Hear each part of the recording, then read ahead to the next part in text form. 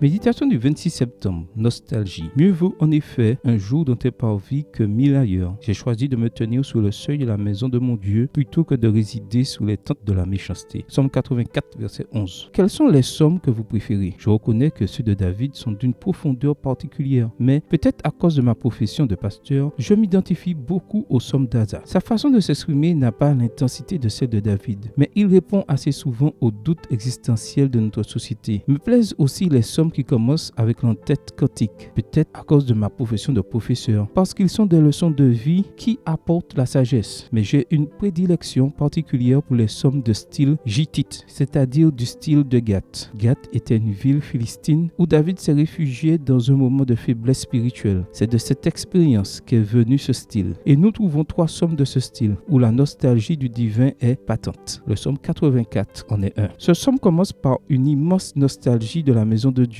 Mon âme soupire, elle défaille après les parvis de l'Éternel. Mon cœur et ma chair acclament le Dieu vivant. Verset 3. Et il évoque les moineaux qui volent dans tous les recoins et les colombes qui, année après année, font leur nid. Avec cette image à l'esprit, se remémorant les bons moments vécus, il sent qu'il reprend des forces et pense à l'homme qui laisse Dieu intervenir dans sa vie. Tout change en lui. Il transforme les larmes en source et va d'encouragement en encouragement jusqu'à ce qu'il rencontre le Seigneur dans sa maison. Alors il comprend tout, parce que mieux vaut un seul jour dans la maison de Dieu que 1000 ailleurs. Dieu est protection et lumière, bouclier et soleil, grâce et gloire. Cette expérience le pousse à s'exclamer: heureux l'homme qui se confie en toi. Me permets-tu une question personnelle? As-tu la nostalgie de la maison de Dieu? Je te pose cette question parce que je crains que l'image que nous pouvons donner de son Église ne soit celle de la rencontre avec le Seigneur. Les tensions, les différences d'opinion et les réactions fluctuantes peuvent altérer nos associations mentales concernant sa maison. Un jour à l'église vaut-il 1000 jours ailleurs? Je pressens que non pour certains. J'ose affirmer tristement que la protection de ceux qui préfèrent un jour ailleurs que 1000 dedans pourrait même s'inverser. Nous devons faire quelque chose pour éviter cette réalité. Peut-être devons-nous donner plus de place aux propriétaires de la maison. Peut-être devons-nous le laisser s'occuper de nous. Peut-être avec un peu d'humilité. Permettons-nous aux moineaux et aux colombes de revenir. Amen. Bonne journée à toi et que le Seigneur te bénisse.